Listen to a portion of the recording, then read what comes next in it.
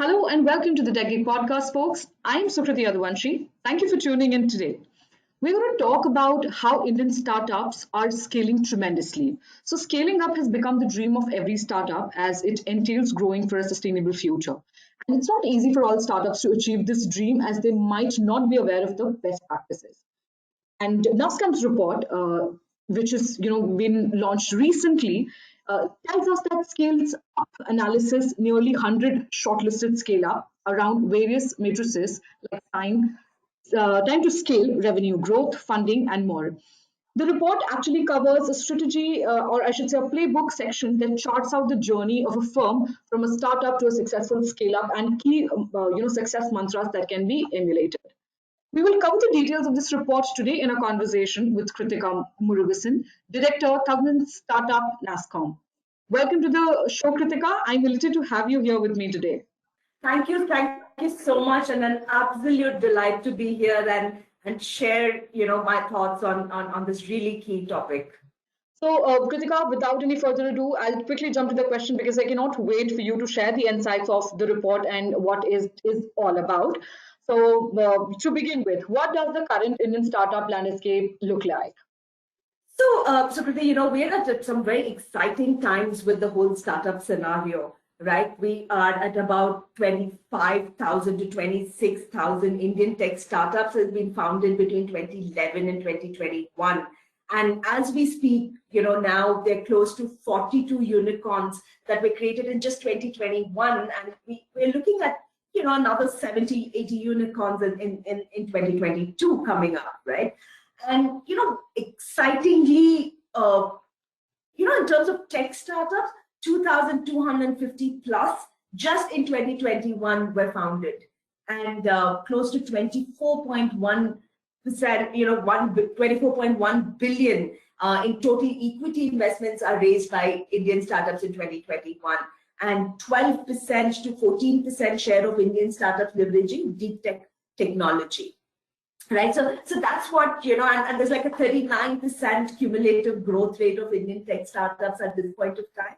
And that's how wonderful the scenario is looking. And as most of us know that India observed the second highest growth in startup investments after Germany, and we also witnessed in 2021 the most number of tech IPOs. As well. So, it's a great time in terms of the startup ecosystem and everything that's happening in the Indian startup ecosystem as well.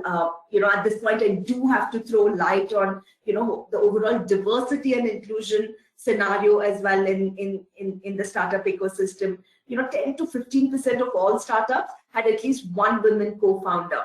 And out of the 10 unicorns, at least one woman co-founder in each of them. So it's definitely exciting times ahead.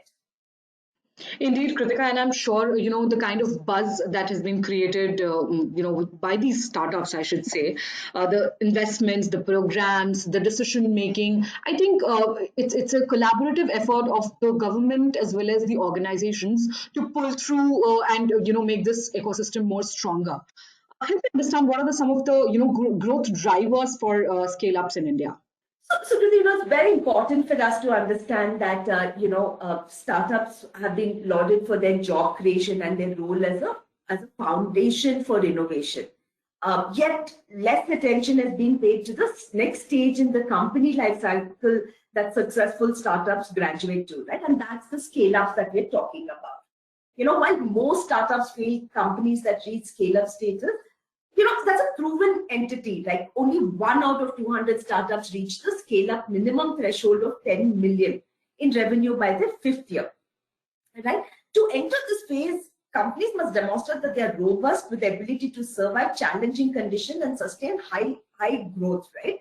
And having already navigated these pitfalls that bring down most startups, scale-ups are highly resilient in that way. Right?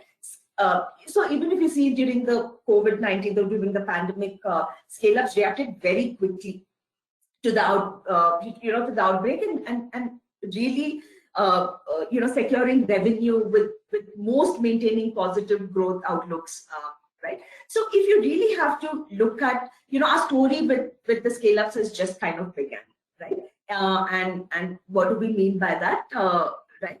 About close to 100 billion cumulative funding received from 2020 till date, right? The maturity and diversity of the startup landscape is a big driver for the scale-up growth in India. So, considerable acceleration has been seen of scale-ups with revenues of 15 million upwards in the last 10 years. And but if you really look at what are some of those key factors driving those trends driving the growth for scale-ups in India, it's one is the tier 2 and tier 3 rural growth markets, the growing investor trust in India, digital acceleration, the pandemic effect, and which I just briefly mentioned about, and leveraging of public digital platforms, and the innovative and targeted solutioning that a lot of these scale-ups are coming up with, right? So I would say that those are some of the key drivers there. Lovely. So Kritika, with this, could you help us also share some scale-up success stories? Yeah, I would love to. There's a huge number of things. From the health tech, we have 1mg. From retail tech, we have Flipkart. FinTech, we have Razorpay and Zerodha. And in EdTech, we have Upgrad. But if I have to just quickly dive into the story of 1mg, right? What did they do? They made healthcare accessible and affordable to all, right? And what was their success mantras? The entire organization structure was equipped appropriately to achieve scale. And what does that mean? They have close to 100 million plus visitors, 27 million plus orders delivered, and and their presence in 1,800 plus cities. So if you really look at their growth from 2010, they started as health card with initial capital of 15 lakhs, focusing on the B2C segment. And within a year, they had close to 30,000 plus transactions with from tier 2, tier 3 cities. And then very quickly in 2015, they rebranded itself as 1mg and raised their first funding of 6 million. Right, and within that year, they also additionally 16 million is what they achieved. And then they saw by 2019 multifold growth in revenue from 2017 using new funding rounds for aggressive marketing and promotions. And then in 2021, their revenue increased to 158%.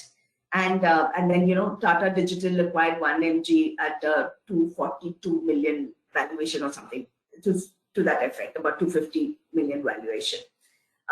So, of their offerings, which includes doctors' consultations, online pharmacy, and lab tests, I think they've really made things very accessible and a phenomenal journey.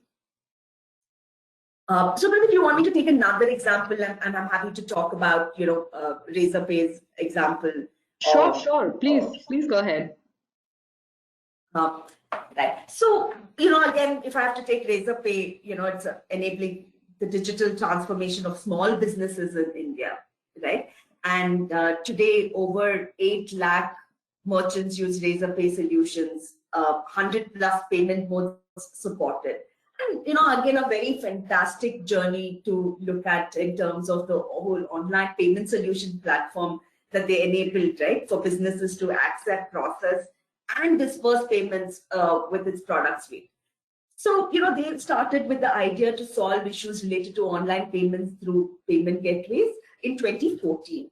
And they quickly got picked up by Y Combinator as well, and which helped them to onboard few startups. And by 2015, they had 200 startups as clients, followed by SMEs, and a huge leap in funding from Tiger Global. And then in 2016, MasterCard also made one of their great investments in Razorpay. And then they partnered with Visa to offer QR solutions, expanded into the lending business. And then by 2019, the digital payment record of 400% growth, leading to doubling of Razorpay revenues. and they were recognized as the most innovative payment startup. And then, of course, in 2020, they did a 2.6x jump in revenues from previous year with positive cash flow and turned unicorn. So some fantastic stories that way. And if I have to just mention very briefly on Upgrad as well, and the way they just the pandemic situation and and their growth during that phase in tier 2, tier 3 cities, again, phenomenal kind of examples. So those were some absolutely amazing, use cases or success stories, I should say, Kritika. Moving on, so we've spoken about, how the growth drivers are helping and how the stories have unfolded so far. Could you also shed some light on the best practices that startups can use to further scale up? Yeah, definitely. So our report also focused on some of this, right? And what we saw across from all the 100 odd scale ups that we spoke to, and what were some of the best practices. Everyone said enhance product development based on customer feedback, right? And to be flexible on that and build more customized product, right? And then start with a digital first approach and then expand to a robust sales team. And then building a market strategy that spans around credibility, reach, and brand. And I think the other thing that we heard also was, create a process-driven approach to talent acquisition. And, given the kind of struggle that we have on, skills, upskilling, and all of that, that's constantly required, very focused attention on building the team and talent acquisition is very critical. Then, to pivot and expand operations to handle rapid growth, to have an open mind to that and continue to build on that is very critical. And then keeping, looking to attract funding to provide company-wide investment and mentoring is key, and keep technology up to date and in line with operations. And also, the other thing that we put out as a best practice was how do you focus on process maturity with POCs and build on supporting functions. So that's some of our key ones. All right. And what is the future roadmap for scale-ups in India now that you've come out with a report and there's a whole, I should say, handbook of tricks and mantras for startups? Are there any recommendations that NASSCOM suggests to achieve scale? So I think there's strong tailwinds in the Indian startup ecosystem for future growth of scale-ups for sure, Sukriti. So the ecosystem is expected to add additional 250 plus scale-ups by 2025. And these will largely be in emerging areas like D2C, EdTech, logistics, automotive, right? And the mature segments that will continue will be the fintech, health tech, enterprise tech, and retail tech, right? And, time to scale is expected at 5 years. However, faster funding and larger ticket size rounds will accelerate future growth and valuations for sure. Right? So if we have to look at some of the must-dos to achieve scale, right? So that's like a very now or never approach. Seeking the right kind of mentorship, to build the right appropriate approach for scaling up. Getting your market strategy right, right? While it's not, everyone says what's new in that, but for a scale up in particularly choosing the appropriate marketing channel and building and growing the sales team, right? Coming back to the talent piece, it's critical. Product market fit, of course, right? And remains critical as always. And, strategic investor support. I think that's another very, very key area, to reach out to the right investors and the right mentors as well at the right time. So that's how I would get that. Thank you so much, Kritika. I think those were some very, very useful and motivational insights that they've shared with us. The evolving maturity of the Indian startup ecosystem has already enabled some segments to scale their businesses faster than the others. And as NASSCOM believes, there is now a playbook, on how this can be achieved entirely. So thank you once again for being a part of this conversation, Kritika.